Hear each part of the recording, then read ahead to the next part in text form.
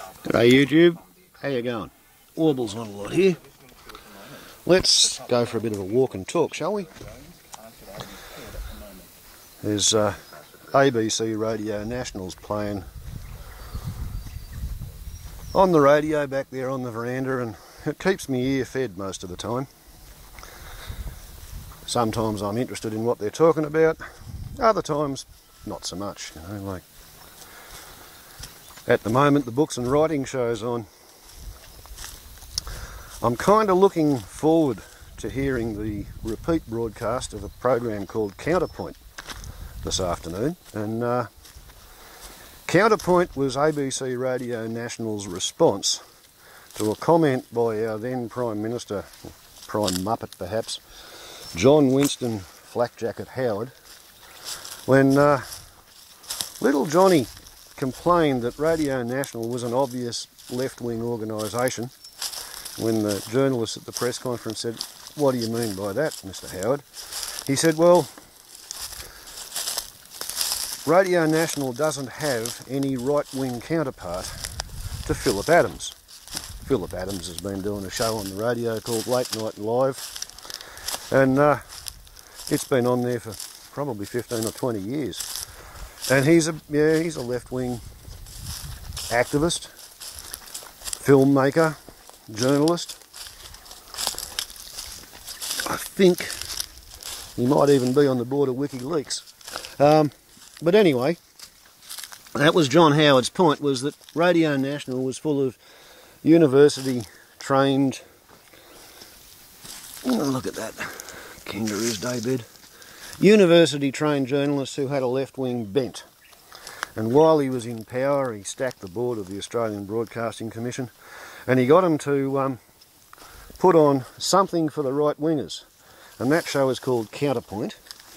And I think Peter Duffy and Paul Comrie Thompson are the two hosts that it regularly has. Runs for an hour. And I generally hear it on Monday afternoons. Oh, look at that. We've had wild feral pigs ploughing up the gully. And anyway, last time I heard a Counterpoint show, they had a guest presenter. And the guest presenter came from either Queensland University or Alan Bond University, but he was a right-wing professor of law. And he was concerned particularly about freedom of speech issues, because he reckoned that in Australia the politically correct left-wing factions have been increasingly nibbling away at the freedom of right-wing academics to insult minority groups like migrants, asylum seekers, unemployed, sole parents, disability support pensioners, Aborigines, all kinds of people who right-wing academics and journalists really do like making a living out of, really. So, a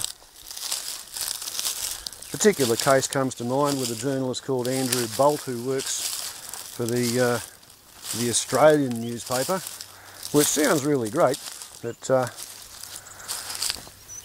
we're just crossing the fence here, out onto the sheep farm for a little bit of variety. And this Andrew Bolt recently got taken to court by a class action of people that he had named and insulted greatly by suggesting that they were token Aborigines because they weren't quite black enough to be real blackfellas in his eyes. And he lost the case. And anyway, this right-wing coalition of, well, law professors were invited by the Queensland law professor to come on to Counterpoint and speak for about an hour on issues regarding freedom of speech. And one of them was a Norte Americano who was fairly familiar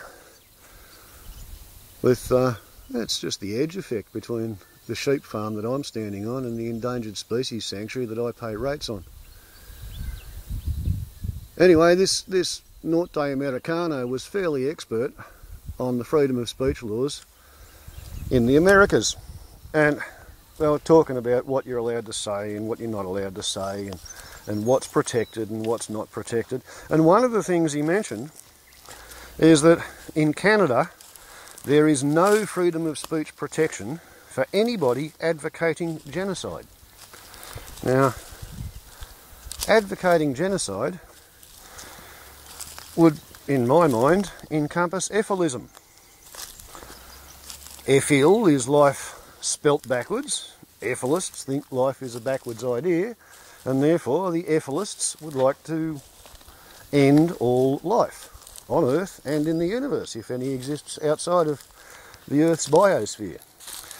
So we're just coming back onto the endangered species sanctuary, and you can see how far the sheep can reach. So if Efilism is advocation of genocide on a global basis, then surely in Canada it is against the law to express or propound or broadcast Efilist agitprop. I don't think I'm getting that one wrong. I think that's probably a fair reading of what the law professors were discussing. Now, it wasn't a talkback show, so I couldn't ring them up and ask them, you know, hey, what do you think about this? There's a bunch of people who reckon that suffering is bad and absence of suffering is good, to prevent the suffering of an unborn creature.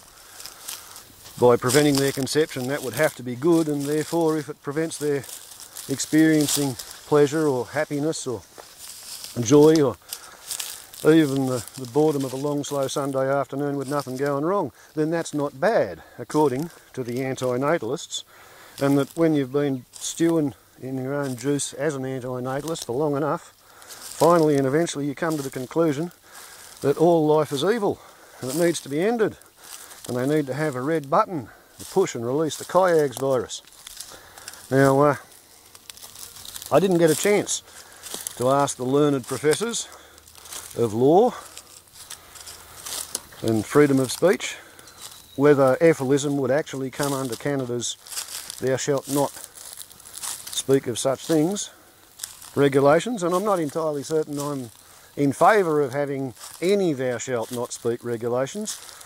I think if people are not permitted to say what they think, then they're highly likely to go underground, and the forbidden fruit factor will draw recruits to their ideologies. So it's probably better to allow all kinds of ridiculous ideas to be spoken about openly, and freedom of speech does involve giving other people the freedom to be offensive.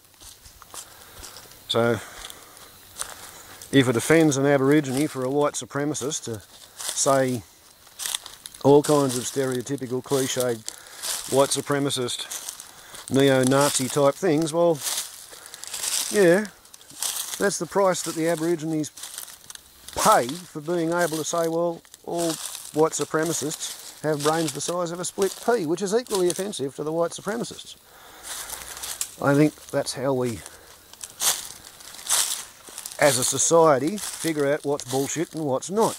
So I think it's a bit concerning that Efilists in Canada could be locked up against the provisions of the freedom of speech laws, because there is no freedom of speech protection for anybody advocating genocide, and Efilists are advocating genocide on the greatest scale that anybody has ever tried. They want to kill the whole planet. They want to kill the whole planet. And they wonder why people find them hard to take seriously. Well, there you go, fellas. Toddle off to Canada and you'll be taken so seriously that they'll flaming will lock you up. It's not anything that I've brought about or done or made happen. That's just how the Canadians see genocide. They will lock you up for advocating it. It is not politically acceptable to speak of killing one entire race, let alone all races. And even less trying to kill all of the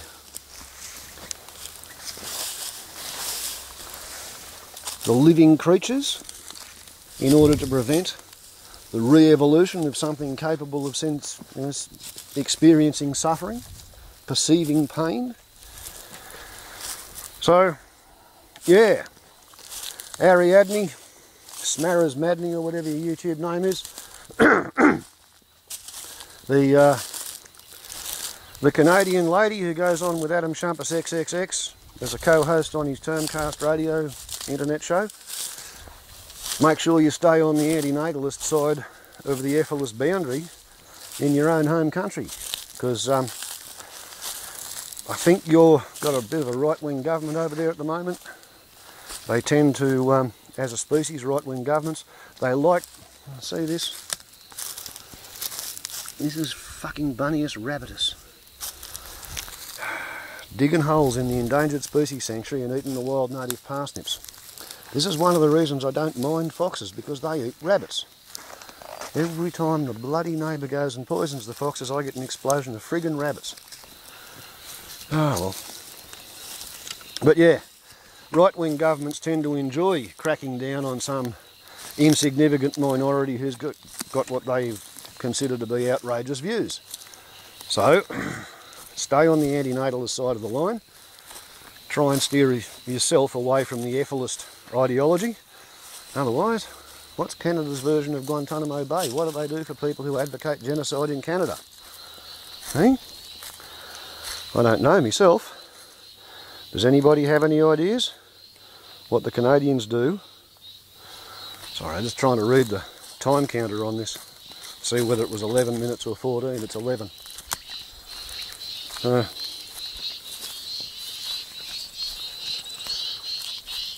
Yes, I don't know what the Canadians have as a penal sanction for advocating genocide. Yeah. Hear the frogs doing their rain dance? This is the last redoubt of Latoria burralongensis. We need rain.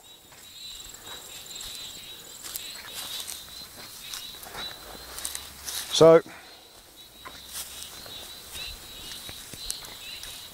what else is there to talk about? People have suggested, Atomarif, that's Firemoth, said backwards that I'm just trying to bait Gary. Well, no, not really. I've been trying not to have anything to do with him ever since 3 months ago. Gary said that he was never ever going to post anything on YouTube again because fuck Google.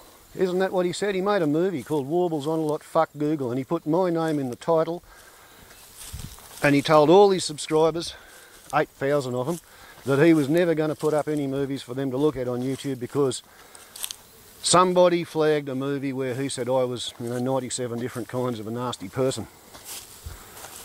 So he now says that he thinks I am a fraudulent bullshit artist, telling absolute lies, because I've got 11 years worth of fuel distance records on my car, and I can prove that it used to cover 8 kilometres per litre.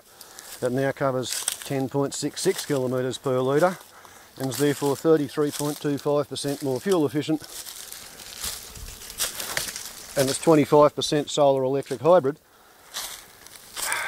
Gary says I'm a fraudulent bullshit artist for saying that, and he said he's back on YouTube, so he's made a thoroughgoing liar of himself, yet he claims the right to call me a fraud. So I don't see me as baiting Gary. I see me as expressing my opinion about an unstable, mercurial, fulminating individual who goes out of his way to give me the shits, and he tries to bolster his own credibility by trying to pour buckets of shit on my head. And, that, to me, is just beyond the pale. So, as a warning to his disciples, don't go to Canada. Efilism's illegal there. Ciao.